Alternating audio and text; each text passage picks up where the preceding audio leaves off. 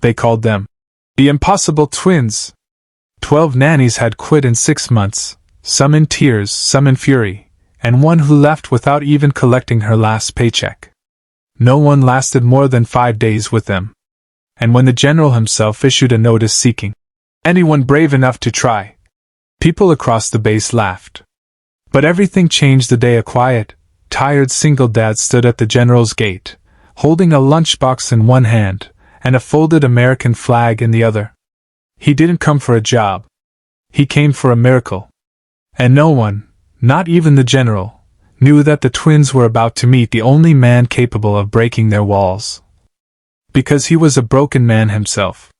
Rain hammered the windshield as Daniel Hayes pulled up to Fort Brigham, the wipers fighting a losing battle against the storm. His daughter, little Emma, slept in the back seat, clutching her stuffed rabbit the way she used to cling to her mother's hand. Daniel brushed the thought away before the ache could settle too deeply. He had learned, in the 2 years since the accident, that grief arrives fast and quietly, like an ambush. He wasn't supposed to be here. He wasn't supposed to be asking for work again. Not after everything he had sacrificed. But his last job at the auto shop had dried up, and the hospital bills were rising again. Emma's asthma medication had gone up in price. Food had gotten tighter. And last night, when he found himself skipping dinner so Emma could have seconds, he knew something had to change. So he answered the listing. The listing everyone else was joking about. General Marcus Steele, commanding officer of Fort Brigham, seeks immediate child care assistance for 7-year-old twin daughters. High pay. High expectations. Military experience preferred. People had laughed. Vet forums had memes about it. But Daniel wasn't laughing. He needed the money. He needed stability for Emma. And he needed something, anything, that would let him keep fighting. The guard at the gate inspected his ID. When he saw Staff Sergeant Hayes, his posture straightened. "You're really answering that notice?" he asked with a half-grimace. Daniel nodded. "If the position's still open." "Open? Sir, people run from that house like it's haunted." The guard lowered his voice. "Those girls, they're not normal." Daniel forced a small smile. "Neither am I." The guard waved him in. The general's house sat on a quiet hill overlooking the training fields. Massive. Beautiful. Immaculate. And yet, the lights inside flickered with a strange loneliness. As Daniel carried Emma, still sleeping, to the porch, the front door opened. General Marcus Steele stood there. Tall. Stern. A jaw carved from stone. The kind of man whose medals filled an entire row on his uniform. But his eyes looked exhausted.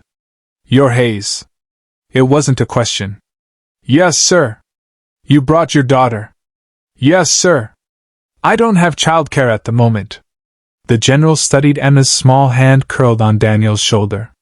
Something flickered across his face, something too quick and too fragile for a man like him. Then he stepped aside. "Come in." Inside was chaos disguised as a home. Toys in perfectly neat piles, as if someone tried and failed repeatedly to impose order. On the couch, 2 identical girls, dark-haired, bright-eyed twins, glared at Daniel with the suspicion and hostility of cornered wolves. Ava and Lily Steele. The impossible ones. Daniel knelt slowly, putting Emma down on the rug as she rubbed her eyes awake. The twins stared. Emma stared back. Silence crackled. Then Ava whispered to Lily, loud enough for Daniel to hear. "He's not lasting more than 2 days." Lily nodded. "I bet 1. Daniel didn't flinch. "Hi," he said gently. "I'm Daniel. And this is Emma. We come as a team." The twins' eyes narrowed, 2 pairs of matching storm clouds. But Daniel knew that look. He had seen it in soldiers who'd lost friends. In children who'd lost parents. In the mirror, every morning. The general cleared his throat. "Mr. Hayes, 12 nannies quit. I'm warning you up front. If you want to turn around, I won't hold it against you." Daniel looked at the twins again.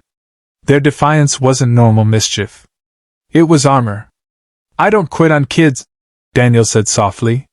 Something in the room shifted. But the twins didn't soften. Ava crossed her arms. We'll see. Lily added. You all say that at first. Emma stood next to her dad shyly, clutching his pant leg. The twins' eyes flicked to her, and for a moment, their expressions changed. Not kindness, not exactly, but curiosity. A crack in the wall. Daniel noticed. He didn't comment. Walls shouldn't be kicked down. They should be invited open. The first test came within minutes. A crash. A scream. The sound of glass. The twins had knocked over a vase, a deliberate test, and were watching Daniel's reaction with predatory alertness. The general looked ready to explode. But Daniel knelt, picked up the first shard carefully, and said calmly, Accidents happen. But we clean up our own messes. He handed the twins a small brush and a dustpan. Ava blinked. You're making us clean it? Yes. Lily frowned. But every other nanny cleaned it for you? Daniel said softly. They nodded. Well, I'm not every other nanny. The twins froze. Something new flickered in their eyes. Respect? Recognition? Hope? They didn't know yet. Neither did Daniel. But Emma walked over and helped them sweep. The twins glanced at her again, still curious, still guarded, but this time, they accepted her help. The general stood silently behind them, arms crossed, studying Daniel with something like disbelief. When the floor was clean, Daniel stood. The storm outside softened. Inside, the tension eased with it. The general cleared his throat. Hayes, I have one question. Yes, sir? Why are you really here? Daniel swallowed. He hadn't meant to reveal this so soon. But maybe honesty was the only way to open this house. I'm here, he said quietly, because I promised my wife before she died that I would give our daughter a life filled with gentleness, not struggle. The room went still.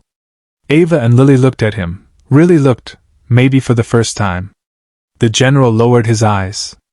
And for the first time since entering the house, Daniel felt seen.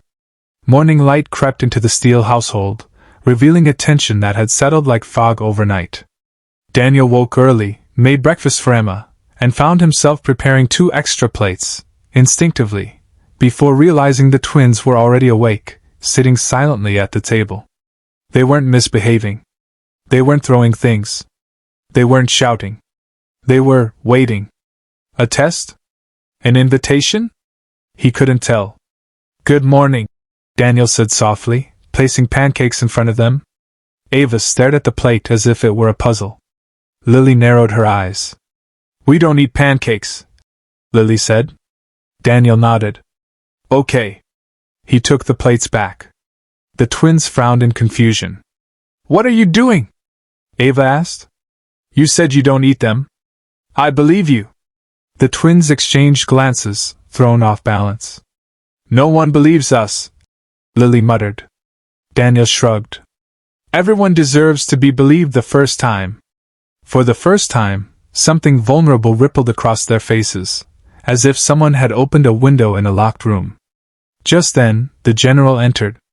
His uniform was sharp, but his eyes looked heavy, as though he'd barely slept. How are they? He whispered to Daniel. Daniel glanced at the twins. Guarded. But good kids. The general sighed. They weren't like this before their mother died. She was the glue. I've been deployed so often. I know, Daniel said gently. Kids don't act out for no reason.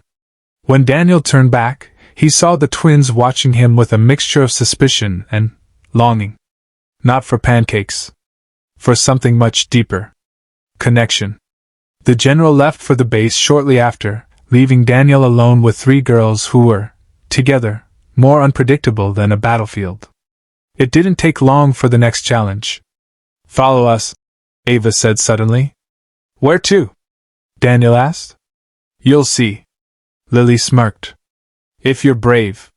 He followed them through the hallway, past framed medals and photos, until they stopped at a closed door. Ava's hand hovered on the knob. No one goes in here, she whispered. Then she looked up at Daniel with a searching, painful intensity. Do you want to? The air changed. This wasn't rebellion. This wasn't mischief. This was grief. Yes, Daniel said softly. But only if you want me to. They opened the door. Inside was a beautiful, dust-covered room. Their mother's art studio. Paints, brushes, unfinished canvases. A faint, lingering scent of lavender.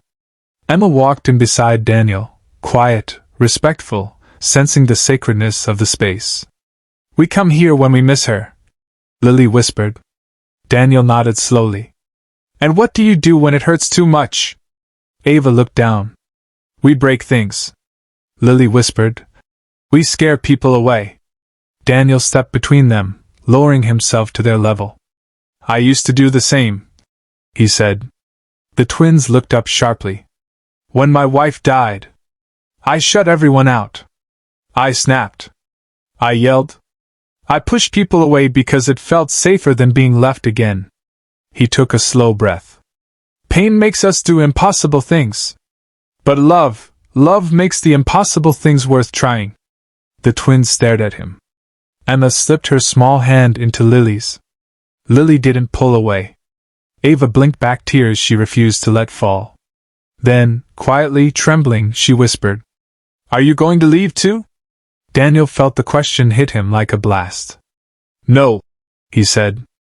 I don't leave kids. I don't leave families. Not anymore. A long silence.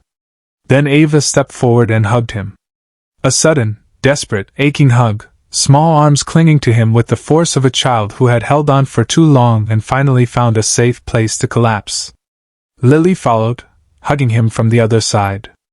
Emma wrapped her arms around all of them, as if trying to stitch together the broken pieces. And for the first time since their mother died, the Steele household felt warm. When the general returned hours later, he froze in the doorway, stunned to see the twins painting with Emma, laughing, talking, alive. Ava ran to him, thrusting forward a colorful canvas. Daddy, look! Daniel taught us how to paint like Mommy! The general's eyes glistened, not with the rigid pride of a commanding officer, but with the fragile gratitude of a father who had been drowning quietly for years. He looked at Daniel. You did the impossible. Daniel shook his head softly. No. They did. And as the twins pulled Daniel and Emma back toward the studio, giggling and arguing over paint colors, the general finally understood. Sometimes the strongest soldiers aren't the ones who never fall. They're the ones who learn to rebuild, together.